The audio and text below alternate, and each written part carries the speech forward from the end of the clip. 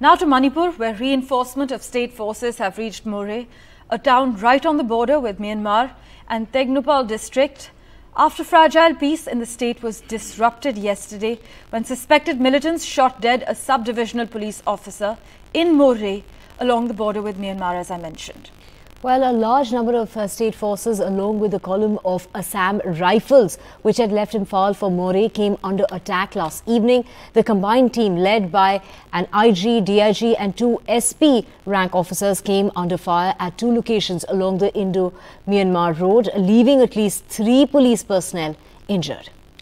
Meanwhile, Divya, to prevent spreading of harmful messages, photos and videos, the Manipur government on Tuesday extended the mobile internet ban for another 5 days till the 5th of November. We have our colleague Ratnadeep joining us to get us more on this. Ratnadeep, the Kuki community is alleging indiscriminate use of force by the police commandos and saying that this was retaliatory.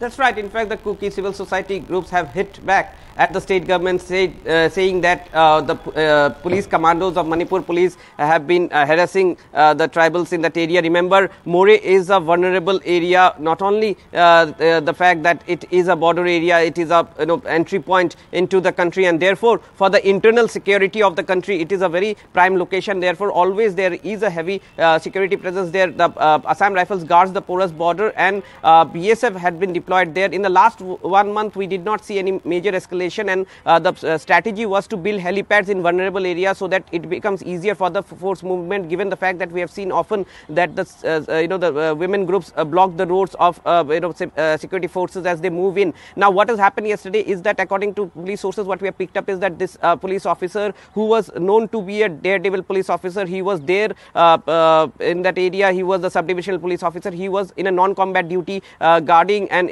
supervising the work of the helipad, which was being constructed when, according to police sources, suspected militants fired using snipers. And after his death, within hours after his death, when the reinforcement was sent, at least in 2 places, the reinforcement came under heavy fire. 3 police commandos have sustained serious bullet injuries. They have been rushed back to Imphal and admitted in hospital. Assam Rifles is manning the area now. In fact, more reinforcement had finally reached Moreh town around 3 a.m.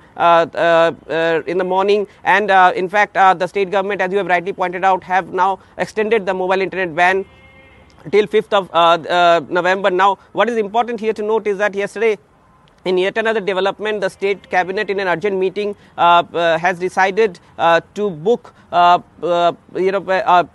tribal civil society organization, World Kuki Zoo Intellectual Council under UAPA. It has been declared unlawful and it has been booked under UAPA. However, the organization has hit back and said that their press statement on which this action has been taken by the government was a fake press statement, and they have issued an advisory that it was a fake statement. In fact, the apex body of the Kuki community, the Kuki MP, have alleged that the government had, particularly the state forces, have been harassing the tribals. The Indigenous Tribal Leaders Forum had racked up an issue that while in September, another police official who was on duty, he was a tribal, was shot dead by suspected militants, and we had reported that story in NDTV as well. The state government had kept mum at that point of time, so according to the Indigenous Tribal Forum. But when a non-tribal officer has been shot dead now, the state government is talking about it. So what